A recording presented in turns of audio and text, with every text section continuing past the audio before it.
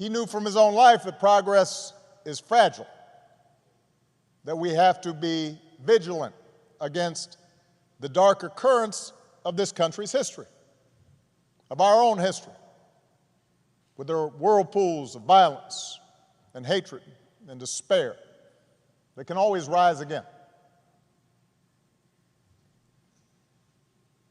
Bull Connor may be gone, but today we witness with our own eyes police officers kneeling on the necks of black Americans. George Wallace may be gone, but we can witness our federal government sending agents to use tear gas and batons against peaceful demonstrators.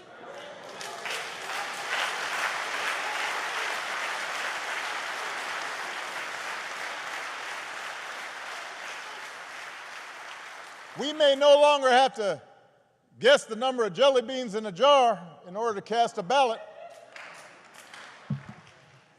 But even as we sit here, there are those in power who are doing their darndest to discourage people from voting by closing polling locations and targeting minorities and students with restrictive ID laws and attacking our voting rights with surgical precision, even undermining the Postal Service in the run-up to an election that's going to be dependent on mail-in ballots so people don't get sick.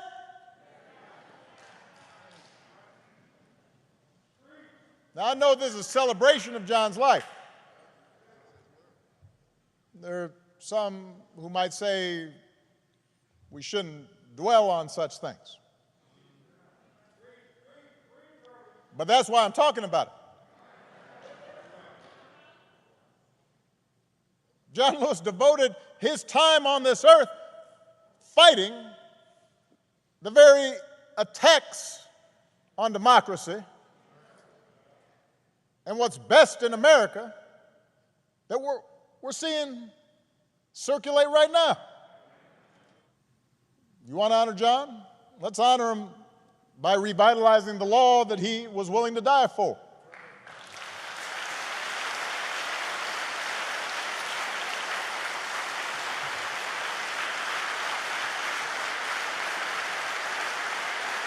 Once we pass the John Lewis Voting Rights Act, we should keep marching to make it even better by making sure every American is automatically registered to vote, including former inmates who've earned their second chance.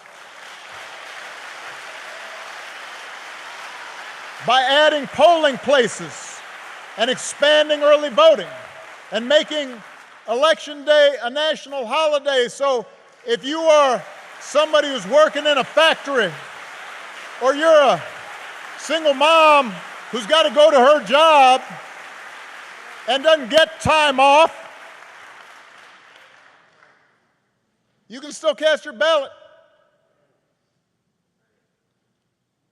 by guaranteeing that every American citizen has equal representation in our government, including the American citizens who live in Washington, D.C.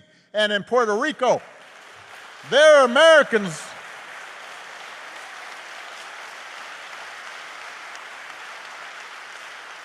By ending some of the partisan gerrymandering, so that all voters have the power to choose their politicians, not the other way around.